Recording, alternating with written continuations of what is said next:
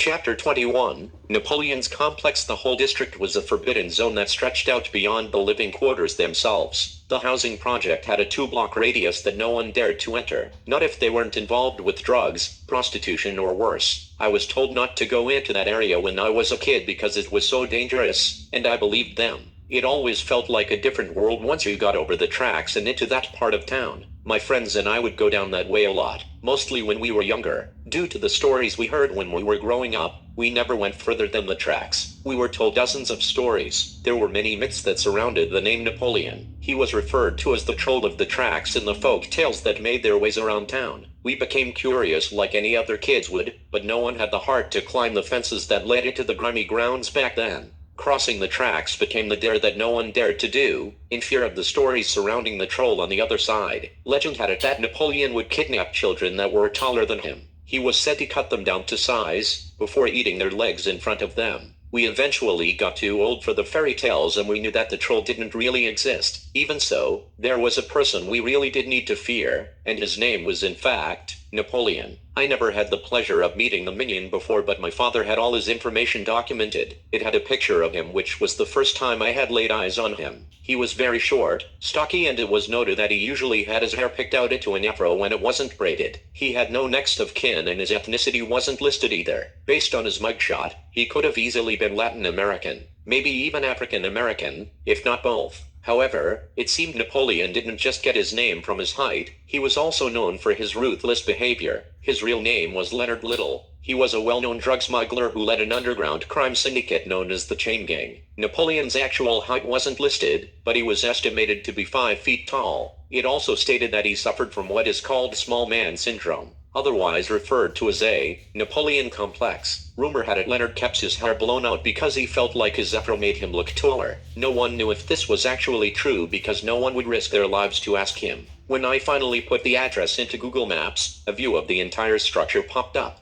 Even though the images weren't in real time, I was still able to do some recon from the computer at home. I was able to survey the area and get a layout of the entire structure from a bird's eye view. I was even able to take the camera further down to the street level and circle around the premises too. The complex was rather large and luckily it had a surveillance system. I knew I wouldn't be able to access from the front and I would have to gain entry from the fire escapes located to the rear of the compound. The parking lot in the back was pretty big, so it would be hard for me to remain out of sight once I got behind the building. If I could get onto the rooftop of the building next to the housing project, then it was possible I could avoid the back lot and the security cameras altogether. There was no way to be sure just by looking at the building from here at home. The driveway leading to the back of the building appeared to be pretty wide too. It looked like it would be about a good 20-foot jump from one summit to the other. Luckily, the apartment building next door to the complex was a couple stories higher than the roof I needed to land on. The drop alone would be about 20 feet as well. It was very possible that I could or would sustain some damage to my legs or body upon impact. The only other option would be to gain entry from the side of the driveway where a series of bushes were.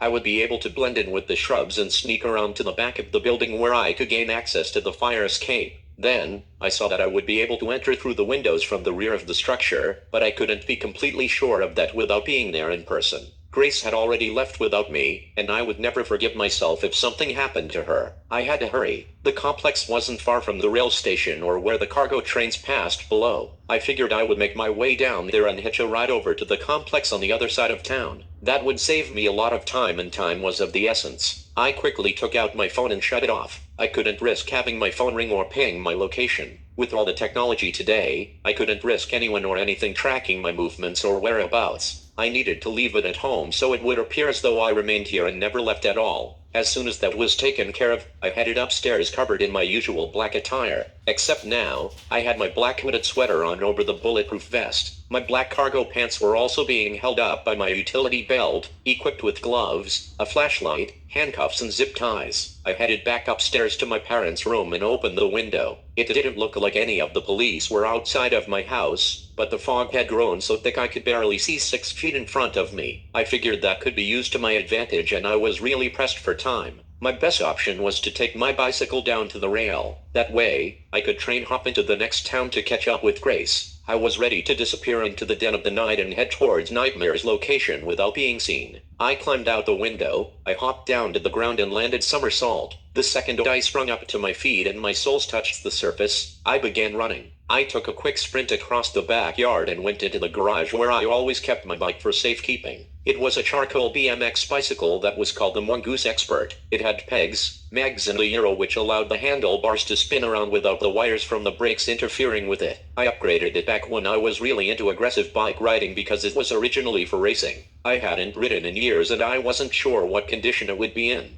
Come to think of it, I wasn't even sure if it still had air in the tires. It wasn't until I opened the door to the garage, I could see that the tubes were flat. We always had a pump handy and it didn't take long to fill them up at all. After I was finished, I got on my Mongoose and headed downtown. It had been quite some time, but riding a bike is just like riding a bike and I always rode my bike pretty quickly. I knew I would make it a few blocks down the road in good time and I did just that. Before I knew it, I got about a block from the rail station. I threw my bike in a dark alleyway nearby and I started darting through the alleys, hopping over fences, avoiding backyards and guard dogs until I was right across the street from my destination. I wasn't concerned about making any noise because I wasn't going to be in one place for a lengthy period of time. When I finally came to the rail, I could hear the cargo train approaching in the distance. I had to hurry up and get to the tracks below. I climbed up the colt fence made of steel and threw myself over the top with what my friends and I liked to call a cartwheel flip. I dropped down to the dirt hill below, and it was covered in rocks. The uneven ground threw me off balance. It forced me to tumble all the way down the hill to the train tracks beneath the rail station. I could feel a bit of pain in my legs and back as I rose to my feet. It didn't feel like it was anything serious, and trust me, I would know. Nothing felt sprained or broken and I was able to stand up. I hid behind one of the pillars and waited for the cargo train to get closer. It was moving a little faster than they used to when I was a kid.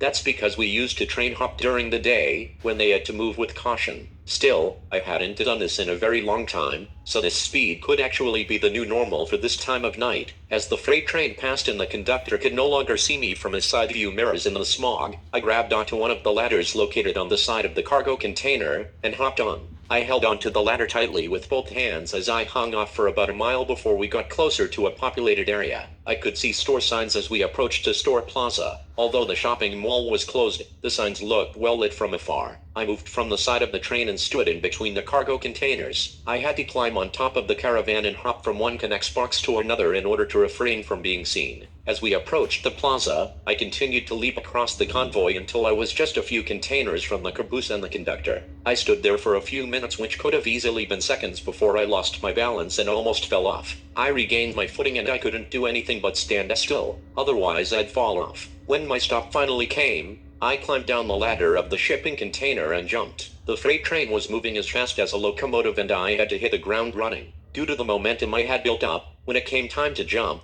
I was moving so fast that I hit the ground and I face-planted. It had been so long since I had done anything of that nature, so I could feel the pain surging through my body. My knees felt weak, and my back was still beat up from the fall I took on the rocky hill I fell down. Even though I had plenty of obstacles in my life, none of them compared to this. I was familiar with train hopping due to my activities as a child, but it had been years since I did anything of the sort. I was in so much pain, I had to lay there for a minute. I didn't care if I were to be seen because I was dealing with so much hurt. When I finally got up on my feet and shook it off, I slowly made my way over to the chain link fence that surrounded the premises. The top was aligned with barbed wire, along with razor-sharp wall spikes. No one could enter or exit the property. There was no way for me to go around or climb over without hurting myself more than I already had. I examined the fence a little bit more and I saw that there was a hole in the side that I was able to slip through. I managed to get by the barbed wire fence and ran up against the stone wall. That's when I found a milk crate in the dark and sat down. I was still pressed for time, but I had to chill out for a second. My heart felt like it was beating through my chest and my hands were shaking. I took my hood off and lowered my mask so I could breathe a bit better. I started sweating and it felt like I was having a panic attack. I put my hands behind my head and began to take deep breaths as I gathered up some energy along with my second wind.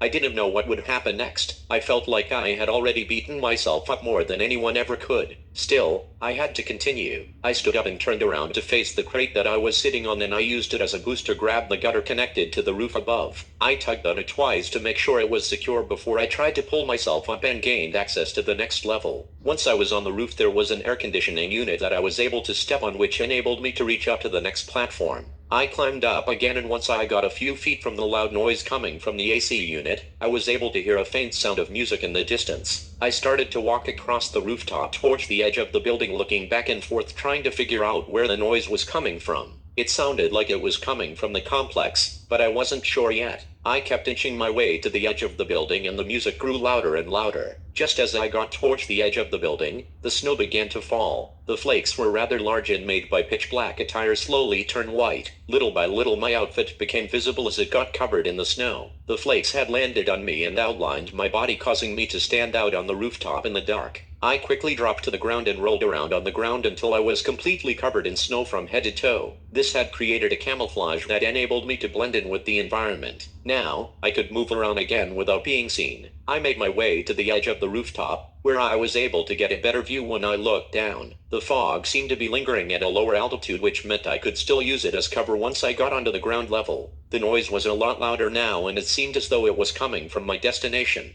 I could finally see the apartment complex that I had heard so much about. The same ones my father passed by once in the past, known as Napoleon's complex. I remained perched on the rooftop at the edge of the building with a clear view of Nightmare's residence. From a distance, I could see that there were a lot of flags that supported activism and drug use. There were all different flags covering the windows on many of the apartments that I could see. They had the marijuana symbol plastered on banners that hung over some of the doorways. Some also hung from the railings outside of those housing units. When I moved further down the ledge and got closer for a more efficient view, I couldn't believe my eyes. The surrounding area of the structure had characteristics of a homeless encampment, or what some would call an open drug scene. The back parking lot that was attached to the driveway, there was a broken down camper van. There were actually quite a few vehicles that reminded me of the ones from the hotel parking lot. I did some more recon, and I was able to see some of the complex as well as the surrounding area. The whole slum appeared to be filled with garbage and paraphernalia which were typical for such an environment. I saw several drug transactions on the street level in a matter of minutes as well. The fiends that looked like they could only afford their next fix would come and go pretty quickly. The other people that pulled up came in nice cars with fancy clothing and usually went inside. I could only assume that those people were allowed into the building because they were getting their product in bulk. It was pretty obvious that they were the dealers themselves. They were so flashy that their attire shouted, "I sell drugs," and I heard them loud and clear, as opposed to the addicts involved in the hand-to-hand transactions with the low-level street dealers. They were always in and out with duffel bags, which I could only guess were bags of cash, or the drugs themselves. Some of the interactions could have involved the sales of other things such as weapons or even sex based on what I could see going on upstairs. I couldn't be certain since I didn't see anything of the sort. Every time I saw someone go upstairs to the second floor, they were being escorted by women or men dressed like such. It didn't matter what gender they were. The way that they were all dressed led me to believe that all of them were either prostitutes or escorts. More than likely, they were your typical street workers, considering I didn't see any of the hookers leave with the Johns when I was watching. Nor did I see any money transactions when it came to the sex work either. They always escorted these men by the hand and led them upstairs where they entered one of the apartments. That could be where they handed the money, and I couldn't confirm that. Many of the Johns looked like they had just got off of work. I would assume many had jobs and or families at home considering how fast they were in and out. Whereas though some of the others that went into the building with a sex worker looked to be well dressed and groomed, I could only assume that those individuals were politicians or had some sort of job within the government. They had the persona of what some may call a gentleman. This also led me to believe that this complex was more than your average drug ring.